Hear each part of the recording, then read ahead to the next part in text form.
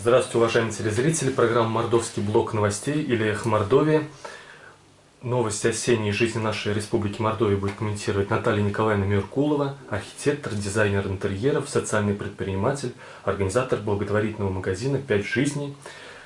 У нас в начале программы всегда был девиз одного человека, но я потом узнал, что он сталинист, и отменяется это без девиза. Для меня это новость, я тоже не знала о том, что он сталинист. Вот. Первая новость, которую я хочу, чтобы вы прокомментировали. 4 декабря видеоблогер Илья Варламов опубликовал рейтинг 100 самых уродливых зданий России.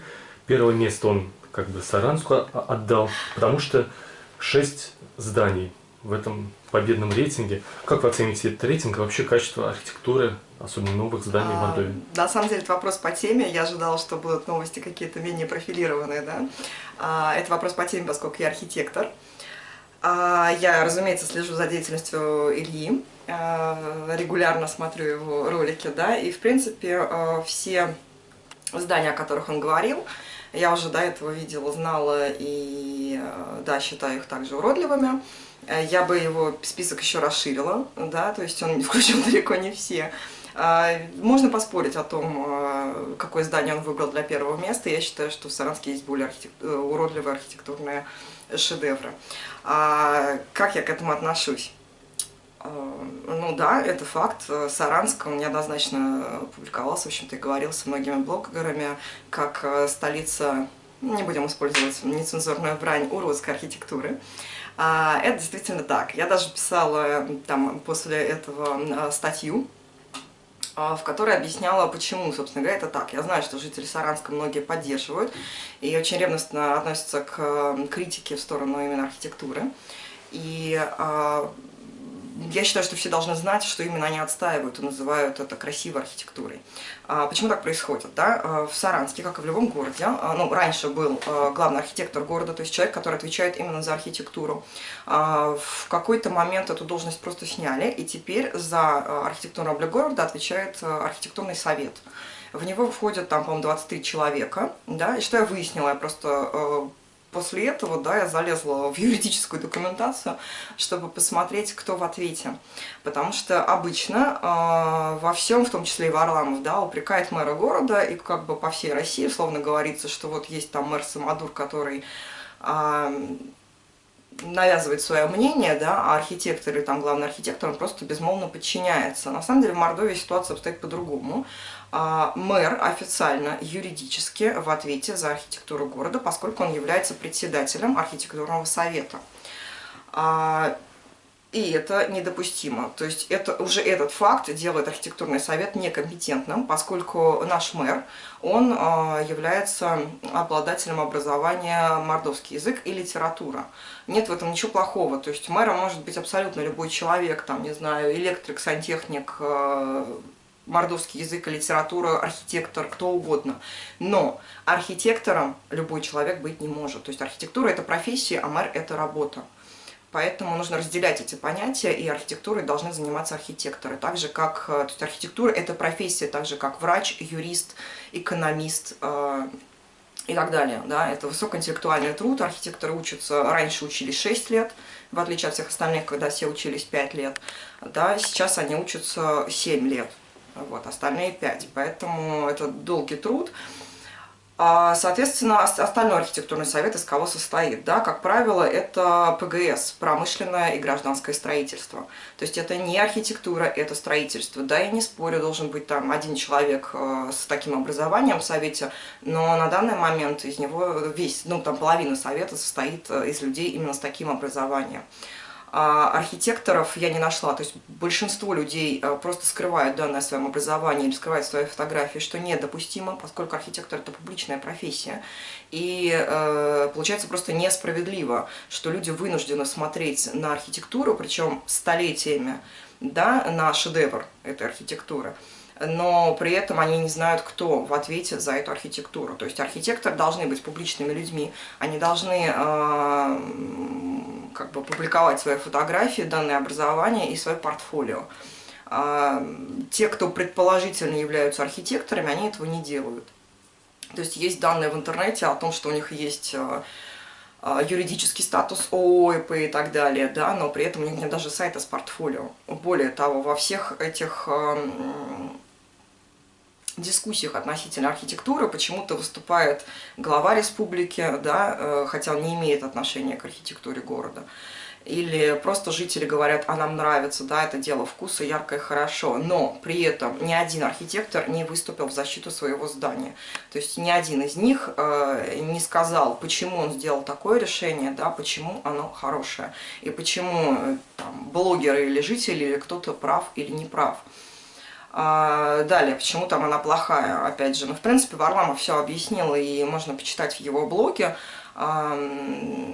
Почему-то считается, что архитектура – это дело вкуса, то есть это не рассматривается как образование и профессия, это рассматривается как дело вкуса, на самом деле это не так, да. И я не знаю, что еще сказать, то есть это плохо. Каждый должен заниматься своим делом. То есть в этом вопросе есть наука, да, которая уже пришла к каким-то выводам, и этим выводом вот этой правилам нужно обязательно. Но это образование, это профессия. То есть чем отличается архитектор от обычного человека, да?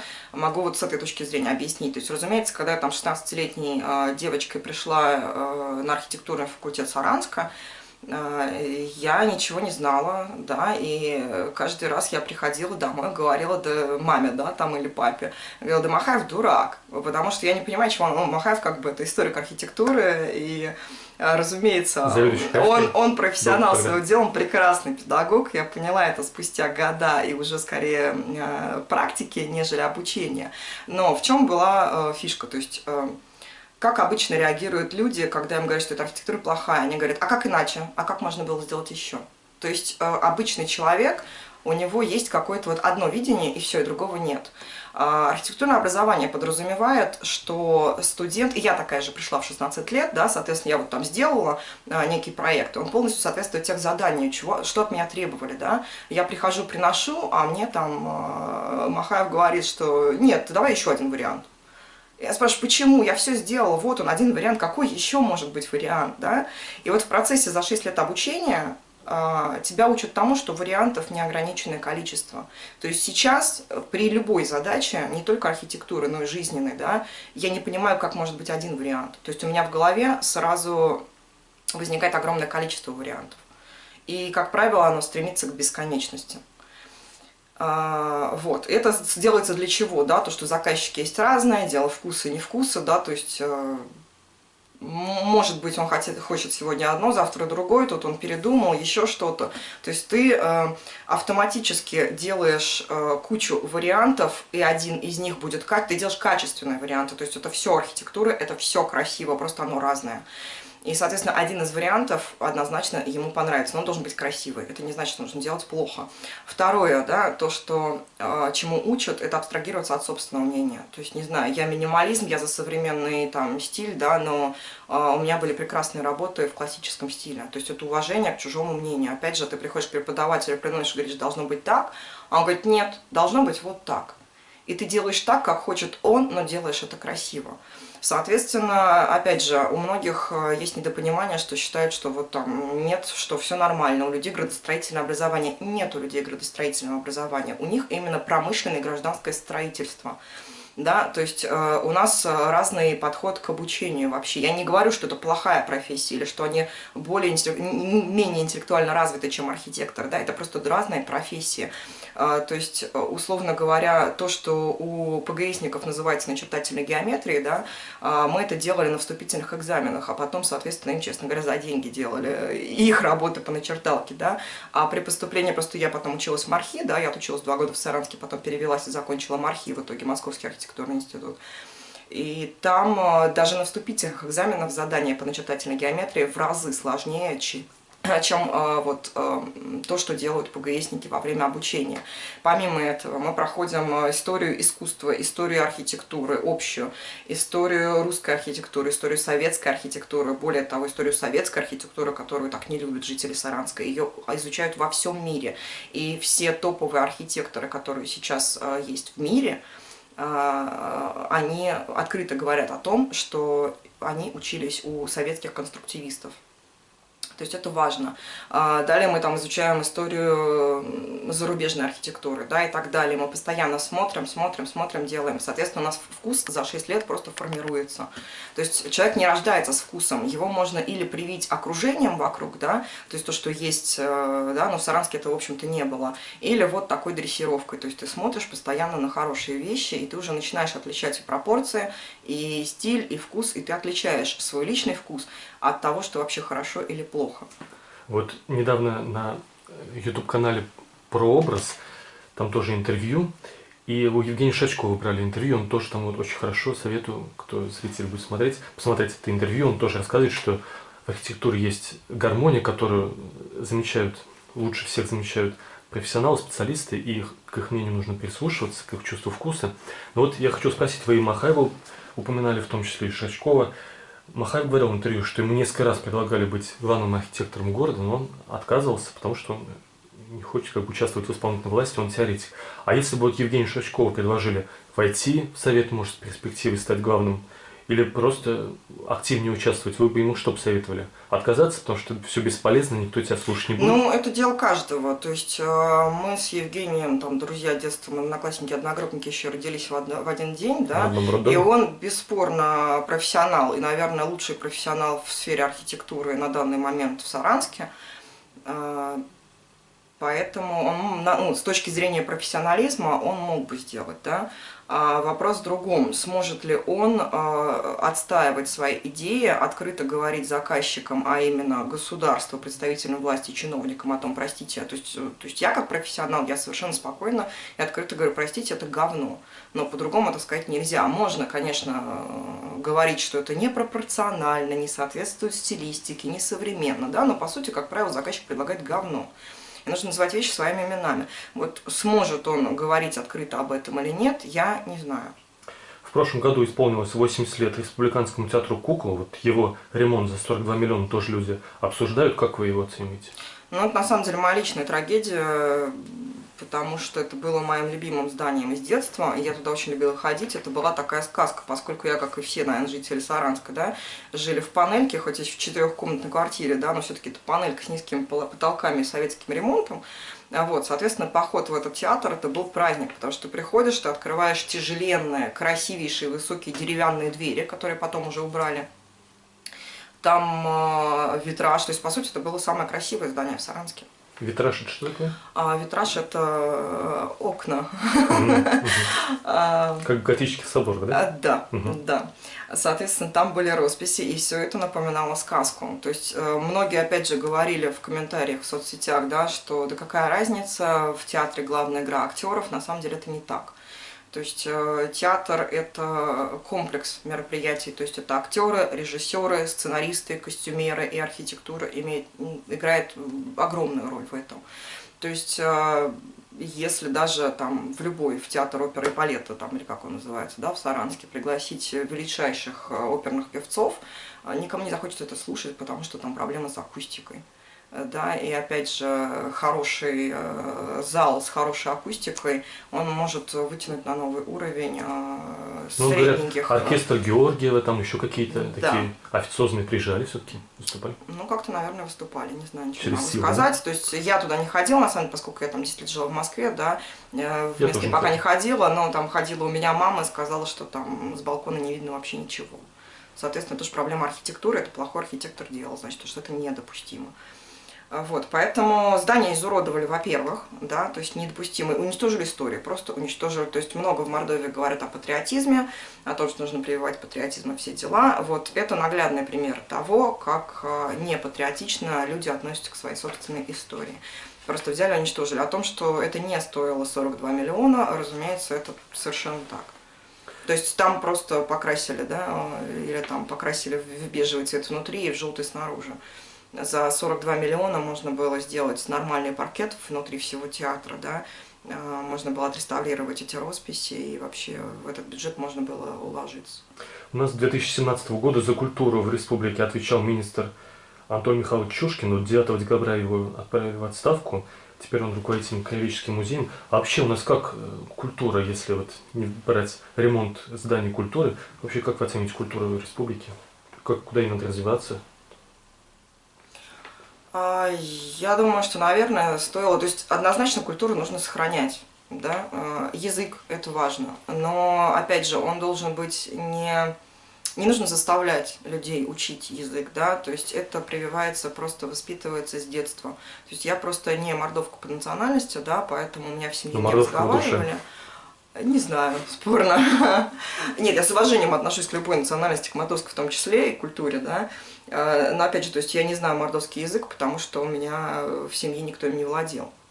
И спокойно, то есть и не уверена, что там мне это нужно, не нужно. Но опять же, если там мама и папа или кто-то из родителей мордвин, не обязательно мучить ребенка, достаточно просто разговаривать с ребенком на мордовском, да, и тогда он его будет знать в той или иной степени. Это первое. Во-вторых, культура, не знаю. Многие любят ездить в Италию, просто у меня недавно с тетей был разговор, многие любят ездить в Италию, хвалят их кухню и все остальное. Вот я недавно, пообщавшись, выяснила, что, в общем-то, мордовскую национальную кухню давно загубили. Оказывается, она была, и ее сейчас просто нет. То есть ездят люди в Италию, в деревню, чтобы попробовать какие-то деликатесы, и при этом забыли собственную кухню. Она рассказывала, ну вот она мордовка, да, она из мордовской деревни, сейчас не помню, правда, из какой, там, из Заболполянского района, да. И вот она рассказывала о том, что были очень вкусные там из потрохов, не знаю, кишку как-то очищали и фаршировали ее картофелем, и все это жарили. Ну да, это деликатес я бы попробовала, очень жаль, что этого теперь нет. То есть эта часть уже потеряна. Сейчас пытаются что-то искусственно создавать, но по сути это уже получается русская кухня, а не мордовская кухня. Если есть какие-то сохранившиеся источники именно мордовской кухни, если бы ее воссоздали, я бы была счастлива, с удовольствием все это пробовала. Далее, не знаю, музыка. То есть на всех мероприятиях стараются какие-то народные ансамбли и все дела, но на самом деле это все так достаточно показушно и устаревшая. Культура может быть разная, она может меняться. И опять же, да, развитие языка. Не обязательно в ключе исторических песен делать мордовские, да, можно вполне брать современные мелодии, современные ритмы, создавать новую музыку, новый тон, но уже на мордовском языке. Я бы с удовольствием слушала музыку на мордовском, потому что не очень люблю слушать музыку на русском, потому что отвлекает текст, да, и раньше я спокойно слушала на английском, потому что его не знала, а теперь я не могу слушать на английском, потому что я понимаю текст, и как-то тоже его слушать особо неохота. Вот, и как альтернативу мордовскую современную хорошую музыку я бы с удовольствием слушала, я надеюсь, что найдутся, причем есть же вроде хорошие музыканты, да, вот я бы с удовольствием счастлива была, если бы они начали делать современную музыку. А вот Антон Михайлович Шишкин, он в том числе с 2006 года он по сути, отвечал сначала в администрации главы, потом министром за национальную политику. У нас 23-25 октября прошел съезд межрегиональный мордовского народа, Макшанского и Рязанского, а 20 сентября избрали нового руководителя национально-культурной автономии татар Якташлар. Как вам кажется, у нас в Мордовии межнациональные отношения выстроены? Есть ли какие-то конфликты, притеснения каких-то национальностей, конфессий, может? Расизм вообще есть, но скажу так, да, то есть если... давайте с другого начнем, да. В Татарстане однозначный расизм и к русским, и к другим национальностям, то есть там невозможно устроиться на хорошую работу, если ты не татарин. Вот. В Мордовии к татарам относятся хорошо, я могу сказать и по себе, и по своей семье. У меня как раз где живут родители, у нас, наверное, половина подъезда это татары, и мы очень дружно живем, общаемся, и все праздники отмечаем совместно. То есть они приходят к нам на Пасху, это не возникает проблем, мы ходим на их праздники, или там они нам приносят беляши, мы им приносим тоже какие-то свои домашнюю еду, да, то есть абсолютно... Никаких проблем с этим нет. Есть на религиозной, наверное, почве, ну, то есть есть семьи, бесспорно, до сих пор в Мордовии, которые, татарские именно семьи, да, которые, наоборот, против того, чтобы их дети вступали в брак с кем-то, кто не является татарином или мусульманином, да, там, в зависимости. Я считаю, что это не очень правильно, вообще неправильно, когда любые родители лезут в жизнь своих взрослых детей. Культуру хотят сохранить. Культуру можно сохранять и так. Искусственно. Ну, искусственно, наверное, да. То есть, да, он женится там на девственнице татарки, но при этом потом изменяет с мордовкой, но какая-то культура. И все об этом знают, и дети об этом знают, и окружающие об этом знают. То есть это искусственно, это нелепо, на мой взгляд. Вот, такого прям притеснения или расизма нет. Я уважаю абсолютно татар, и они на самом деле, у них лучше развиты семейные ценности, чем у той же мордвы или у русских. Вот. Но расизм заключается в том, то есть к татарам точно нет, но расизм однозначно присутствует к таджикам, узбекам и другим жителям там, СНГ, к украинцам, например. Я считаю, это недопустимо, но это присутствует, да, однозначно, это видно невооруженным глазом. А так вот качество работы Антона Михайловича как бы вы оценили? А я не знаю, он работает вообще? Вот он 10 лет отвечал за национальную политику. Я не знаю, что такое национальная политика, я не уверена, что национальная политика – это предотвращение расизма. Я думаю, национальная политика – это типа, чтобы учили язык мордовский, его вроде как учат теперь в школах официально, да. Вот наверное, чтобы люди помнили свои корни. Хорошо он работал? Ну, в целом, плохо? Мордва очень патриотична к самой Мордве, то есть без фактов, а просто. Я как человек, который живет в Москве, жил в Москве 10 лет, вот совершенно точно, вот куда бы я ни зашла, в любом месте встречается мордва. То есть открывают паспорт, о, Саранск, там начинают на мордовском говорить везде и всегда. И друг к другу, да, отношения очень толерантные, и люди очень рады общаться друг с другом. То есть такая, в этом плане культура есть. Вопрос в том, патриотизм это не патриотизм. Ну, культура, да, наверное. Опять же, на мордовском разговаривают и как-то, ну, чуть-чуть, наверное, друг друга поддерживают. Стараются на работу как-то устраивать, и да, есть поддержка. Но если бы вы были главой республики, вы бы как итоги его работы оценили как руководитель? Да на самом деле, по-моему, ведется. Ведется. Ну, то есть язык учат. Когда мы обсуждали... До сих пор разговаривают, какие-то мероприятия проводятся, ну, по-моему, неплохо. Вот с рейтингом Варламова, в том числе вы отметили как бы проблему образования. Вот у нас по итогам 2018 года Мордовия вошла в 30-ку лучших субъектов по качеству образования. Вот, если доверять этому рейтингу. А в следующем году Владимир Ильич Волков поставил задачу 27 августа на образовательном форуме, что Мордовия вошла в 30-ку уже, а вернее в 10-ку лучших образовательных систем. Получится ли это и что нужно сделать? На самом деле в России в принципе нет системы образования. То есть это факт. Есть школы, которые... У меня просто мама работает в школе, да, и мы с ней дружно называем это камерой хранения. То есть как камера хранения система образования работает. Да. Как откос, то есть это если иметь в виду школу и садик. Как вариант откоса от армии или удачно выйти замуж, институт работает.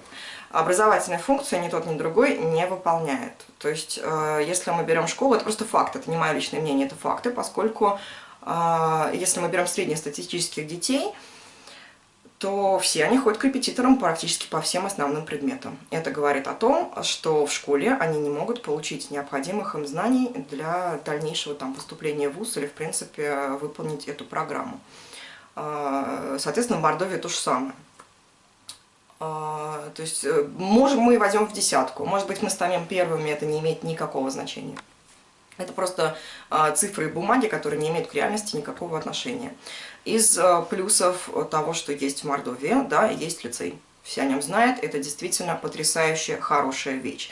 Я не уверена, что это инициатива главы или мэра. По-моему, инициатором был директор этой школы, к сожалению, не знаю кто, но однозначно он молодец. Это что собирают детей со всей школы, у них отдельная программа умных детей, да, одаренных детей. И вот это действительно потрясающая система образования в рамках одной школы. То есть у детей индивидуальный подход к обучению, да, соответственно, они углубленно изучают те предметы, которые им интересны, они на хорошем уровне, но ниже изучают остальные предметы, программу подстраивают под них, с ними работают. Более того, у меня есть у мамы подруга, которая там преподает русский язык, и она в восторге от работы там, потому что она говорит, какое счастье работать с умными детьми. Это совершенно другой уровень. Но это не система образования, это разовое решение. Вот Петр Николаевич Тултаев, возглавляющий архитектурный совет, да? Угу. Вот он проводил 23 сентября родительское собрание по поводу системы образования и говорит, начал, почему так нередко происходит в наших школах случаи жестокого отношения друг к другу. А в конце, сам же, мне кажется, ответил на свой же вопрос, он сказал, что рос в семье, где 7 детей, и всех отец порол ремнем, и подытожил, говорит, это пошло только на пользу. Вот вы как считаете, когда у нас... Жестокое обращение, он имел в виду кого? Учителей к детям, детей к учителям, или между собой у детей? Ну, в основном дети, учителей Хотя, на самом деле, это есть все. Ну, не то, что бьют, они могут над ними измываться. Простите, Да, я да, училась да. в школе, и у нас был класс, который, Почему вот это до сих там, пор не знаю, сохраняется? учительница биологии делала, там, выращивала рассаду, да, и дети просто выкапывали или там разбрасывали. Ну, то есть это неуважение к учителю. Или там сидение в телефоне, это тоже неуважение к учителю. Насилие над детьми, вообще насилие недопустимо, бить детей недопустимо, это психологическое отклонение, это можете позвать, там, не знаю, любого психолога, и вам об этом, ну, эту тему раскроют более подробно и профессионально, поскольку я не могу профессиональным термином оперировать, но это недопустимо, то есть меня не били, у нас в семье никого не били, и это правильно, это нормально, я не выросла ни в какого плохого человека, да. Насилие отражается на психике детей. И тут даже я не знаю, насколько насилие, не насилие, насколько, почему дети там неплохо учатся или там телефоны. Это просто безразличие. Это даже и насилие происходит не потому, что ребенок не прав или ребенок прав. Во-первых, это происходит потому, что родители психически неуравновешенные, то есть они родили детей не потому, что они хотели детей, да, а как часто у нас это происходит, или там тогда, не знаю, может, методов предохранения не было, поэтому они их рожали и били. Вот. В данный момент желанных детей, я там в своем окружении вообще так наблюдаю, у меня круг общения большой, желанных детей раз-два и обчелся. В основном рожают, к сожалению, потому что побыстрее закатить ипотеку, то есть рожают второго не потому, что тебе нужен этот ребенок, а потому что, о, классно, 250 тысяч нам не повредят. Или для того, чтобы удержать мужика, очень распространенная история. Потом, правда, не знаю, как от этого мужика избавиться. Или просто потому, что так надо. Или потому, что не знают, как реализоваться в жизни и пытаются найти смысл в жизни в рождении ребенка. То есть это просто ненужные дети. Когда ты рожаешь ребенка, потому что ты его хочешь, у тебя не будет к нему агрессии. Да, он психует, да, он играет, да, он что-то портит. Ты воспринимаешь это нормально, как, не знаю, взросление и развитие своего ребенка, своего любимого человечка. Так же, как и там, в отношении с любимым там, мужчиной или женщиной, то же самое. Ты не будешь орать, унижать, если ты человека любишь. А если ты там вышел замуж по расчету, то, ну, разумеется, тебя бесит его носки.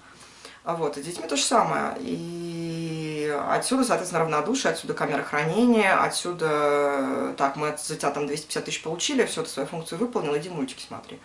То есть никто не хочет заниматься. И у детей недостаток внимания, поэтому они там стараются как-то, не знаю. Да, они хотят внимания, просто внимания, я думаю. Ну и, в принципе, они дети. То есть дети есть дети, подростки есть подростки. Дети, они бегают, орут, это нормально. Подростки красят волосы в разные цвета, пробуют наркотики, алкоголь и все дела. Это нормально, это подростки. В какой-то момент у них это пройдет. Но не может же Петр Николаевич Тултаев ошибаться. Его жители Саранска избрали, наверное, считают его самым умным. Его не избирали. А вот смотрите, это не избираемая мы вернемся должность. позже. Но вот вы говорите, вот вы сейчас выросли, вас не били, вы стали талантливым. Но Петр Николаевич говорит, что если бы бьют ремнем, то это идет только на пользу. Представляете, вы насколько талантливы были? Если бы меня били? Пороли бы ремнем. Я думаю, я бы ушла из дома. Просто у меня такой характер с детства, что на меня даже голос повышать нельзя. Мэром Саранска стали бы потом. Там нужны другие качества, чтобы стать мэром любого города России. Какие? Оставим это за кадром. Вот вы говорили это в комментариях, там вот в соцсети, что вы пацифистка. Почему вы против войны? Потому что это неконструктивно. Война – это глупо, нелепо. Мне кажется, историю все, вот опять же, да, если бы в России хорошо учили историю, я думаю, все понимали, что это нелепо. Я даже не знаю, какие аргументы привести. Зачем? Зачем кого-то... Нет, я понимаю, почему люди устраивали войны раньше, это была борьба за территорию, да, и люди были, в общем-то, не особо интеллектуально развитыми. Сейчас благополучие страны и народа, и людей вообще, оно никак не связано с территорией. Тем более территория это, или с ресурсами, да, тем более у России нет проблем ни с территорией, ни с ресурсами, да, им незачем воевать. Сейчас любая маленькая страна без ресурсов может процветать, не то что может, живет богаче. То есть, как пример Швеции, они 200 лет не участвовали в войнах. Я не помню, на каком там мировом рейтинге находится, на какой строчке, да, Швеция, но это там точно даже меньше, чем топ-10, я не знаю, топ-5. И это конкретный пример. При этом есть страны, которые регулярно воюют, и там, да, ужасно. Ну, просто зачем? Зачем? Зачем? Вот, то есть, окей, мы сейчас участвовали в боевых действиях, у нас есть новая территория, и Мы можем весь мир захватить, тогда во всем мире не будет ни образования, ни медицины, ни дорог. Зачем? Даже Италии не будет. Мы можем захватить Италию, но тогда нам нечего будет есть и негде будет отдыхать. А почему... Просто нет смысла. Бесполезная трата денег. А еще объясните, почему вы, так же как и я, осуждаете присоединение Крыма в нарушение международного права и в нарушение всех договоров, подписанных с Украиной? Я не буду употреблять матные слова, да, хорошо, но почему я против? Потому что Крым украли, Крым не наш. Были юридические документы, Россия нарушила. Да? Мы же украли-то, значит, это можно, говорят многие. Сейчас попробую без мата сказать эту фразу. У меня друг есть, да, что ментальность русская. Если украли у нас, то есть вместо украли подставляем российское слово типичное, да. Если украли у нас, то это называется украли. А если украли мы, то это наши кровные. То есть я в этом плане абсолютно справедлива. Воровство – это плохо. Тем более это не нужно. Дополнительные траты – это просто не нужно. Зачем? То есть вы в том числе потому, что вы не хотите, чтобы потом какая-то сильная страна у нас что-то украла, и из-за этого началась война. То есть никто ни у кого не должен отбирать, да, да. Пользуясь правом силы. Да. Да любым правилам. Зачем? Тем более, если уж так русские хотели Крым, Крым можно было просто купить. Украина сейчас в тяжелом экономическом положении, тогда она была. Россия богатая страна, богатая ресурсами и деньгами, и финансами. Да? Крым можно было купить, можно было договориться о цене, можно было провести нормальный референдум, только провести его и в Украине, и в России. Да. То есть сначала посоветоваться там на уровне президентов, пришли к решению, повели там в Украине, что вот мы хотим Крым продать, сейчас обсуждаем там возможности цену. Соответственно, надо было просто сказать также русским, провести референдум в России, что мы хотим купить Крым, нужен вам Крым, каждый скидывается там по 1 000 000 рублей. Как и тут уже просто опять же, да, русские люди очень так интересно, вот на халяву украсть мы хотим, а купить нет, нам не надо. Поэтому, причем все так же заплатили. То есть мы мало того, что украли, мы же и заплатили уже, даже не пенсионным возрастом. Антисанкции, ухудшение экономического. Евро, не знаю, да. Доллар. 2,20. Все, кто делали ремонт или покупали, все просто живут сейчас в 2 раза дороже, чем жили раньше. Живут так уже 5 лет. То есть люди скинулись уже, даже самые бедные люди скинулись уже не по 1 миллиону. Да, повышение пенсионного возраста это где-то... При том, что мало кто даже доехать до Крыма не может. При том, что уровень отдыха в Крыму такой же, как, не знаю, в Сочи или там в Адлере. Можно было съездить туда, но люди и туда не могут поехать, потому что очень низкий уровень жизни. В России есть гораздо более обширные проблемы, чем территории. Территории в России полно, в том числе и южно. 7 августа Федеральная служба госстатистики опубликовала коэффициент рождаемости и число родившихся на одну женщину. И вот Мордовия уже 2012 года, по крайней мере, известна статистика, 2-3 месяц с конца. Почему это, как вам кажется? Такое? Прям именно рождаемость? Рождаемость на одну женщину. Число родившихся. То есть мы прям лидируем. Я без детей, кстати. Я пока считаю, что мне рановато. Мне 30 лет, на секундочку. Вот почему? Ну, вы про себя не говорите. Низкий уровень жизни. Вот и все. То есть, во-первых, молодое население уезжает из Мордовии, потому что не могут себя реализовать. Маленькие зарплаты. И, в принципе, не дают реализовываться. То есть нет работы, соответствующей статусу молодого, интеллектуально развитого человека. Да, на то, чтобы открыть свой бизнес, например, нужны деньги, у большинства их нет. Поэтому проще поехать в Москву и зарабатывать деньги там, потому что там, конечно, уже не все гладко и сладко, но, тем не менее, там есть возможности там выше. Жилищный вопрос. Если нет квартиры, то достаточно тяжело себя содержать, да, и тем более там ребенка. И я думаю, у многих женщин также там встает вопрос, а куда и во что рожать, там, ради чего рожать. И опять же, да, ну, в целом депрессивное состояние у людей, то есть счастливые люди, да, они будут там плодиться, размножаться. А состояние у людей депрессивное, соответственно, даже если женщина выходит замуж, там, опять же, по расчету, например, рожает 1 ребенка, зачем ей рожать 2? Все, у нее уже все нормально, 2 уже не хочется. То есть, если бы это происходило по любви у обоих партнеров, и если бы было нормальное финансовое положение, пожалуйста, люди бы рожали. А как вам кажется, в России большинство браков по любви или по расчету? Ну, это будет мое субъективное мнение. Тут много есть разных браков, на самом деле. Есть по расчету, есть, что значит по любви, есть по невротической любви. То есть, когда люди по пьяни познакомились и считают, что любят друг друга, например, да, там 16-летние или 18-летние браки – это не любовь, это просто в России отсутствует сексуальное воспитание, поэтому первое половое влечение люди воспринимают как любовь. И они женятся, потом, соответственно, они понимают, что это вообще все ерунда, и разводятся. Вот есть, не знаю там еще, как еще, почему женятся. Потому что надо. Мама сказала, надо жениться. Вот вы говорили про Швецию. Я недавно узнал, что в Финляндии 80% граждан состоят хотя бы минимум в одной общественной организации. 80%. А в России меньше 1%. То есть россияне вообще не участвуют в общественной жизни, сняли с себя ответственность за общество, живут только вот максимум своей семьей. Я не знала, кстати, про Финляндию, такой статистикой не интересовалась. Такое есть, но да, пассивность вот смотрите, есть. То есть люди не участвуют. Вот но опять же, и организации нет. То есть, а в чем участвуют? Они нет, потому что люди их не финансируют взносами, не поддерживают, не осуждают. Ну и сами, опять же, нет организации, да, опять же, сами не организовывают. Да? А вот, кстати, вы... Ну, кстати, в Саранске, я не знаю, в последнее время, по крайней мере, есть. То есть, разумеется, в Саранске есть огромное количество организаций, которые не работают, а просто есть на бумагах, да. Но есть хорошие организации, которые работают, привлекают людей, и люди участвуют в них. В этом году, там, опять же, Евгений организовал «Друзья Саранки», и люди подключились, люди убирали. Много. То есть, вот нашелся один инициатор. Да? Но опять же, он не один. У него есть там круг друзей, например, да, то есть собрались 5 человек, все равно решили, мало, что нужно конечно, это больше, делать. чем у других, все равно он молодец, но все равно мало. Нет, ну это организация, 300 тысяч живет. Много или мало. Ну, соответственно, он это делает. Других, да. Есть доброделание, да, они занимаются помощью малообеспеченным, и у них тоже есть свои. Так что я не могу сказать, что совсем не участвуют. Кто-то животным помогает.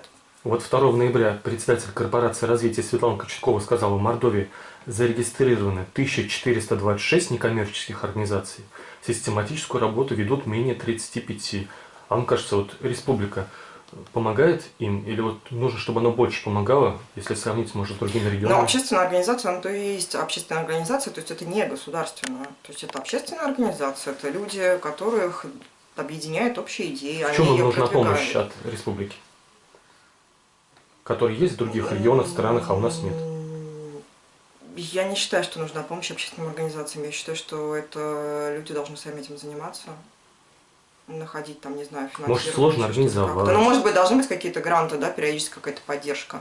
Но организовать сложно, это вопрос организационного характера. Если хороший организатор, он организует. Лиза Алерт, я вспомнила, работает. Так что есть организации, которые вот просто... И да, далеко не все жители в этом участвуют. Но многие о них просто не знают. То есть, чем государство может помочь? Бесплатной рекламой. То есть, если бы на телевидении и в местных газетах была бесплатная реклама этих организаций, соответственно, это оказало бы существенную помощь. Поиск 13 регион, в том числе, есть это активно. Да. 8 сентября прошли у нас выборы в Мордовии, в основном муниципальные, во всех районах, кроме Саранска. И вот мне интересно, что участвовали кандидатов 1054, а наблюдателей всего лишь 600 человек. И вот я сам никогда не был наблюдателем, но никогда не верил в честность выборов, ну, по крайней мере, в республике, ну и в России.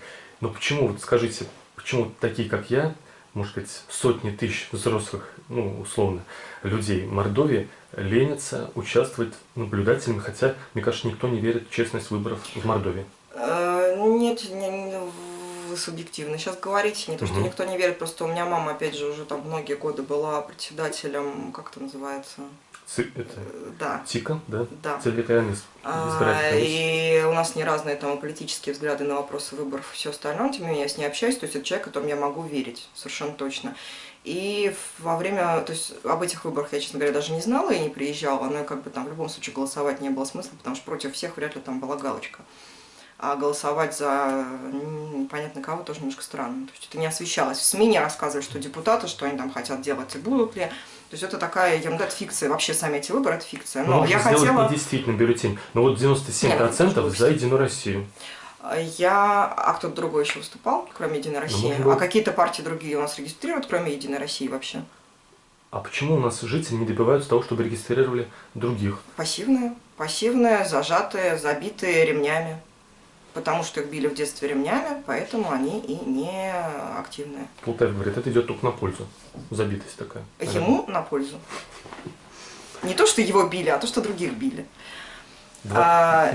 Итак, выборы. Я хотела быть наблюдателем на президентских выборах, но, к сожалению, у меня сорвались планы. Но, опять же, я позвонила маме, там как раз было много наблюдателей от Навального. и в Мордовии в том числе. Ну, много, это вы имеете в виду 10 человек, да? Но в Я думаю, не 10, было в Мордовии достаточно живут количество. сотни тысяч, вот таких, как я, и мы не участвуем. Нет, ну были наблюдатели, были. И я позвонила маме, сказала: мамочка, я тебя очень люблю, но если будут мухляжи на твоем участке, мы общение прекратим, потому что для меня это важно. Она говорит: какие мухляжи, ты что, издеваешься вообще, ты что мне предлагаешь, это подсудное дело, все дела.